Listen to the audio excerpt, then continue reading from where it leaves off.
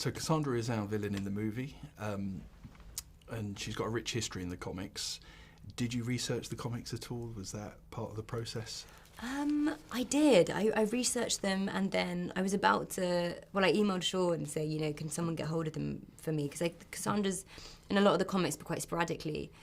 And Shawn said, you know what, I think if you feel like you've got a sense of the origin story, maybe, you know, for this film, you know, have the freedom to, you know, use that as a jumping off point and then just, you know, have the freedom to do whatever you want. Yeah. And that was a good pushing off point. Yeah, amazing. I mean, I think for me, particularly looking into her relationship with her brother and how that maybe affects her motivations in this film, I think, yeah, was really interesting. And even though she's the villain, do you have sympathy for her? Do you relate to her in any way? Yeah, I mean, would find it hard, I think, to play a villain without finding a way to empathise or understand them. I think you almost need to leave that term villain to the side. Certainly, actually, for Cassandra, I think she's fully convinced she's the hero.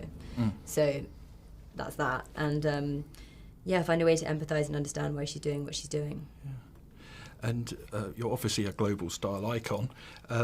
What was your reaction to being bald in this movie? Fun.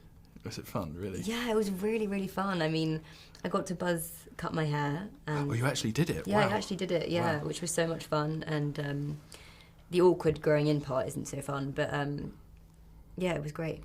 And did you have a say in your costume, in the style?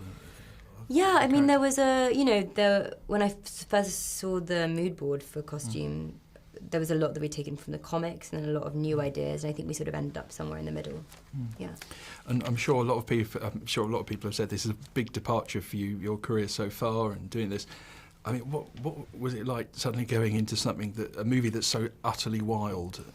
I think I had to kind of put blinkers onto that and pretend that it wasn't the case, because I was, I was so daunted by it. But also, that literally lasted until the moment I stepped on set, and then Shawn, Ryan, Hugh, everyone just made me feel so at home. Yeah.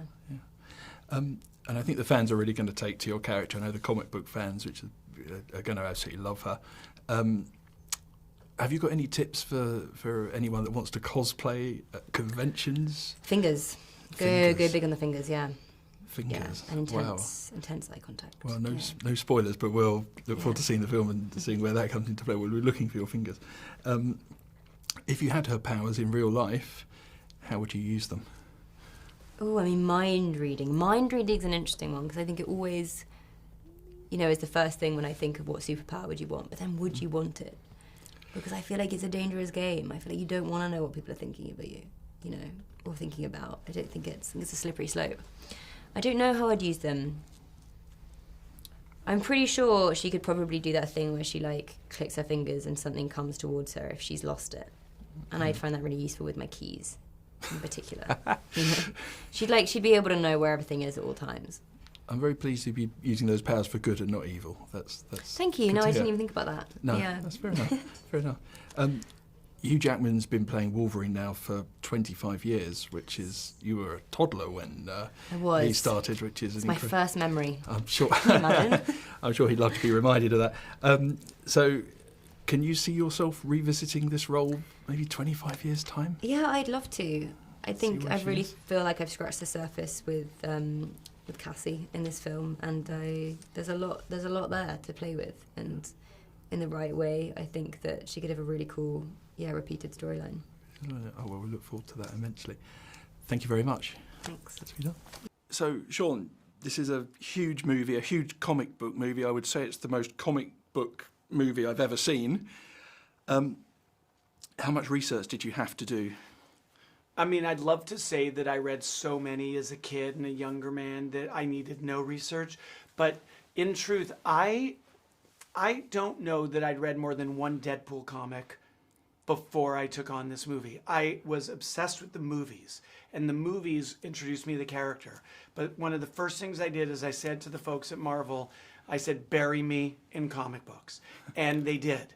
And I spent months just reading the comics constantly. And I got his voice in my head, and I saw the visuals, and I also saw some elements of the Deadpoolian world that I was like, oh, that has to be in our movie. And many of the elements that are in the movie I don't know that I would have included them had I not been introduced to them through the comics. So it was a crash course, several months long, but it was a blast. And is that also true of Wolverine, that you were reading X-Men comics and things too? Honestly, yeah, it is. I mean, I've seen every Wolverine movie, several of them, like Logan, I've seen 7 or 8 times. But the comics really inspired me, and I think they probably, as you've noted, inspired some of the visuals. Yeah. And what was the mission statement for this film, if you had a sort of buzzword or a phrase? Audience joy. That the mission statement is audience joy. Yes, edgy. Yes, audacious. Action-packed. Hysterical. But ultimately, we wanted to build a piece of storytelling that is for audience delight. And that meant make everyone laugh, make them cheer, and then maybe in the most subversive aspect of the movie, make a film that is surprisingly warm and ultimately filled with heart, because this oil and water odd couple evolves into something akin to brotherhood or friendship. And there's a poignance to the story ultimately that was also really important to us. And you've got 2 actors who are very well established. You in particular has been doing this for nearly 25 years, I think, as Wolverine. How do you control them? Because there's a lot of improvisation, clearly. You know, Hugh, a little less improv, actually a lot less improv.